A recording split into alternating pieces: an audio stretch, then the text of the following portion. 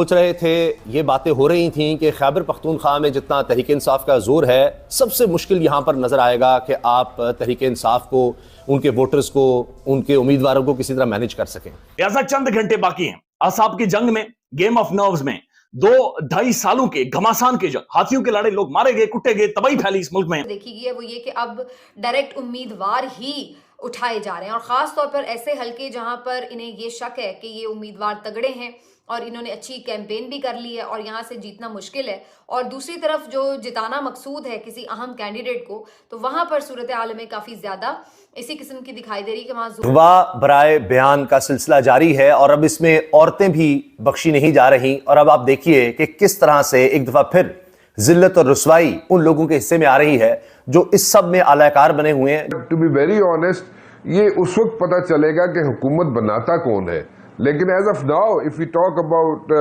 It's a day to day politics. आपको भी पता है पाकिस्तान में पॉलिटिक्स डे टू डे के हिसाब से चलती है।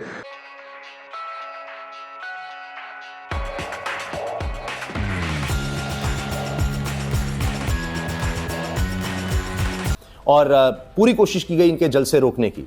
लेकिन जिस तरह से लोग निकले हैं, अब तो अंदाजा लगाइए कि वहां पर जो लोकल सहाफ़ी हैं, लोकल रिपोर्टर्स हैं, वो ये बात कर रहे हैं कि इमरान खान साहब भी जब आते थे तो हमने ये नहीं देखा होते हुए जिस तरह का जज्बा अब लोगों में है। यानी इमरान खान को जेल में डाला गया और उसके बाद हमने देखा कि कोशिश हुई कि उसकी पॉपुलैरिटी कम हो जाएगी। पहले ज़ाहिर है कि मुश्किल हो रहा था, लेकिन अब जो बन्नू में जलसा हुआ है, वो कह रहे हैं कि इमरान खान साहब जब होते थे जेल से बाहर, उस वक्त भी ये माहौल नहीं था जो अब हो गया है। क्योंकि अब लोग रद्द-ए-अमल में शायद ये कर रहे हैं कि अब तो जनाब ड्रोन फुटेज, आप देखें कि कोई और जरूरत नहीं कर रहा, कोई और जमात जरूरत नहीं कर रही कि ड्रोन फुटेज दिखा सके। और यहां पर बन्नू के इलाके में, बन्नू शहर में, वहां पर जिस तरह का जलसा हुआ है, उफ जनाब, आप देखें हद निगाह तक लोग नजर आ रहे हैं, ड्रोन फुटेज चलाई जा रही हैं। अब ये वो इलाके माने जाते हैं कि चले नून लीग नहीं, पीपल्स पार्टी नहीं, लेकिन फजलुर रहमान साहब तो कुछ कर सकते हैं और उन्हीं की तरफ सबका ध्यान था कि वो कुछ कर लेंगे। अब फजलुर रहमान साहब और उनकी जमात बड़ी डेस्परेट हो गई है और उन्होंने अपने आखिरी हरबे, जो मजहबी तौर पर आप देखते हैं कि किसी की बात करना, यानी ये कि जी इसने मजहब की तौहीन कर दी है, कुछ इस तरह का मामला किया है, अब वो उस तरफ आ गए हैं। लेकिन हाल तो ये हो गया कि इनके अपने जलसों में थप्पड़ शुरू हो गए हैं पड़ने, और वो भी ये नहीं कि जनाब कोई मजमे में से हो रहा हो, नहीं नहीं, स्टेज पर एक दूसरे को थप्पड़ मारे जा रहे हैं और वो भी फजलुर रहमान साहब की मौजूदगी में, और वीडियोस भी सामने आ गई हैं और शेयर भी हो रही हैं। हुआ यह है कि मौलाना फजलुर रहमान ने करक का दौरा किया और उस मौके पर यह हुआ कि जेयूआई के जिले अमीर ने अपनी ही पार्टी के जनरल सेक्रेटरी को फजलुर रहमान के सामने थप्पड़ मारा। अच्छा, अब ये एक तो देखिए कि करक का मैं अर्ज कर दूं कि यहां पर फजलुर रहमान साहब ने जलसा करना है तो पूरी सहूलत मिल रही है, सारी हुकूमती मशीनरी है, आपको कुर्सियां भी मिलेंगी, आपको इंतजामात भी मिलेंगे। और जब तहरीक इंसाफ ने करना था तो इजाजत ही नहीं मिली, वहां पुलिस ने एक्शन कर दिया, शेलिंग शुरू हो गई, फायरिंग शुरू हो गई, ये सब कुछ हुआ। अब बन्नू में भी ये हुआ, ये भी रिपोर्ट हुआ है कि कुर्सियां पुलिस उठाकर ले गई, पुलिस जो कर सकती थी किया, लेकिन हजारों लोग जमा हो गए, हजारों लोग जमा हो गए इतनी बड़ी तादाद में। अब तो ये भी हुआ है कि जिस तरह आप देखते हैं कि पंजाब में एक और तरह का माहौल है, यहां पर जनाब पुलिस और तरह से मशहूर है, तो यहां पर जाकर अब जब गिरफ्तार करने के कामों की में तहरीक इंसाफ के रहनुमा को जो कैंपेन कर रहे थे, तो लोगों की इतनी बड़ी तादाद जमा हो गई वहां पर कि वो कह रहे हैं बस कर दो, अब ये नहीं हो सकता, ये मुमकिन नहीं है,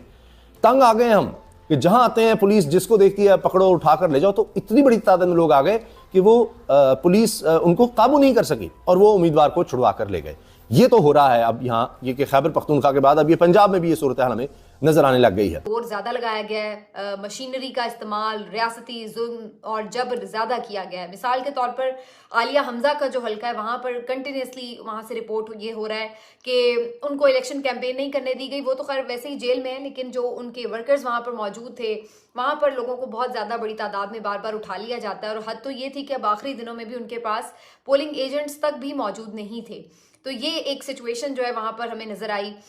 इसी तरह से जो जहांगीर खान तरीन साहब का हल्का है, जहांगीर खान तरीन साहब भी कोई बड़ी सिफारिश रखते हैं और यही वजह है कि उनको जिताने के लिए भी बहुत ओछे हथकंडे इस्तेमाल किए जा रहे हैं। मैं ये सोचती हूँ कभी कभी कि एक इलेक्शन के पीछे इन नाम नेहाद सियासतदानों ने कितना अपना रिकॉर्ड खराब किया है और किस तरह हिस्ट्री में स्याह नाम लिखवा लिए हैं अपने, आप हैरत अंगेज तौर पर दंग रह जाते हैं कि यानी वो जहांगीर खान तरीन साहब कि जिनके बारे में ये इमेज बनाया जाता था कि इमरान खान की तो हुकूमत बनाई ही उन्होंने है और पीटीआई का सारा पैसा भी उन्हीं का ही है और इमरान खान साहब को तो प्राइम मिनिस्टर ही उन्होंने बनाया था। आज वो शख्स अपना हल्का जीतने की पोजीशन में नहीं है और उसको जबरदस्ती जितवाने के लिए हालत यह है कि 3 उम्मीदवार दस्तबरदार करवाए जा चुके हैं। इस हल्के में जो 3 पीटीआई के मुख्तलिफ उम्मीदवार खड़े हुए थे, पहले एक को दस्तबरदार करवाया गया, उसकी भी यही कहानी थी, उनके भांजे को उठा लिया। फिर दूसरा उम्मीदवार पीटीआई ने खड़ा किया तो उनके भी घर से किसी फर्द को उठा लिया। फिर तीसरी खातून उम्मीदवार इफ़त सोमरो साहिबा यहाँ से खड़ी हुई और अब खबर ये आई कि जनाब उनको भी गिरफ्तार कर लिया गया। और फिर उसके बाद एक खबर ये आना शुरू हो गई कि जनाब उन्होंने इलेक्शन से दस्तबरदार होने का ऐलान कर दिया है। अब एन इस पॉइंट के ऊपर अगर वो दस्तबरदार हो रही हैं, मुझे नहीं पता ये सेटल कैसे होगा, क्योंकि अब तो बैलेट पेपर छप चुके हैं तो उन पे तो उनका नाम होगा। और अगर आप ये कहें कि जी पीटीआई किसी और को खड़ा कर सके तो वो भी पॉसिबल नहीं है, क्योंकि अब वो किसी को भी जाके अगर कहें कि जी हम इनको खड़ा कर रहे हैं तो उसका नाम तो बैलेट पेपर पे नहीं होगा। जो सब ये काम करवा रहे हैं, अब हुआ ये कि लोधरा से जहांगीर तरीन साहब ये जानते थे और अपने बड़ों से कह चुके थे कि मैं किसी सूरत इलेक्शन नहीं जीत सकता, किसी सूरत इलेक्शन नहीं जीत सकता। इतना ज्यादा जोर है, कहते हैं ना जी देहात में या जो इलाके ऐसे हैं जो बड़े शहर नहीं माने जाते, वहां पर बरादरीज़म है, वहां पर चीजें जो है बड़ा आसान है मैनेज कर लेना। शहरों में तहरीक इंसाफ का जोर जरूर है, ये हमारे तज्जियाकार कहते रहे, लेकिन ये कितना बड़ा सबूत है कि ये सब गलत साबित हो रहे हैं कि जहांगीर तरीन साहब के पास दौलत के अंबार हैं, दौलत के अंबार, कुछ भी वो कर सकते हैं, उनके पास पूरी सपोर्ट भी है मियां नवाज शरीफ की तरह। लेकिन फिर भी एक कारकुन, तहरीक इंसाफ के एक कारकुन, उससे भी उनको खौफ था और हुआ यह कि फिर वो इगवा बराए बयान वाला सिलसिला शुरू हो गया है। पहले ये इफ़त ताहिरा सुमरो साहिबा, इनको भी पुलिस कहा जाता है जी, तहरीक इंसाफ ने भी इस पर पोस्ट लगाई, दीगर भी बता रहे, रिपोर्टर शेयर कर रहे हैं कि जी उनको पहले पुलिस उठाती है, वो गायब हो जाती हैं, पता ही नहीं उनका कुछ। इसी तरह उनके भाई का भी मामला था, दिहाड़ी के हिसाब से चलती है। सो आज अगर देखा जाए, आज की बात करें तो आज तो नून लीग हुकूमत बनाते हुए नजर आती है और उसको सीटें भी ज्यादा निकलेंगी उसकी, वो भी नजर आता है। दूसरे नंबर पे पीपल्स पार्टी नजर आती है, तीसरे नंबर पे जाके कहीं पीटीआई की बारी आ जाएगी और इस तरीके से चलेगा काम। लेकिन let's see what's going to happen on that very day, election की काउंटिंग के बाद क्या रिजल्ट निकलते हैं। 19-20 के फर्क तो पड़ते रहते हैं, लेकिन 10-20 का फर्क पड़ना या 10-20 का फर्क अगर पड़ेगा तो वो जरा मुश्किल हो जाएगा संभालना। लेकिन 19-20 के फर्क तो हमेशा पड़ते रहे, 2018 में भी पड़े, 2018 में तो खैर ज्यादा पड़ गया था, 15-20 का फर्क पड़ गया था। इस बार जरा मुश्किल हो जाएगा, 19-20 का पड़ सकेगा, 10-20 का इस बार भी जरा मुश्किल हो जाएगा। बिल्कुल सही राना मुबशिर, मैं वो नंबर्स अभी नहीं देना चाहता, लेकिन अगर आपको याद हो 2018 में भी एक हैंड रिटन पेन से लिखा हुआ एक बाकायदा एक कॉलम से बने हुए थे कि जी फलां नंबर पे ये पार्टी इतनी सीटें, फलां नंबर पे ये पार्टी इतनी सीटें और ये तश्कील होगा नेशनल असेंबली का। इस दफा भी एग्जैक्ट उन दिन पहले उसी तरह का एक आ गया हुआ है और उसमें अब मैं नंबर नहीं लेना चाहता, लेकिन जो आपने बात बताई मिली जुली वही बात है। तो ये कैसे हो जाता है कि एग्जैक्ट तकरीबन plus minus exact number plus minus? असल में जमीर साहब मसला पता है क्या आपके साथ, आप एक पुराने जर्नलिस्ट हैं और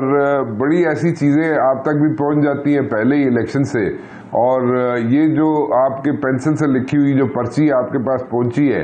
ये पिछली दफा भी बिल्कुल ठीक कह रहे हैं पहुंची थी। इस बार ये पिछले 2018 में नहीं पहुंची वैसे।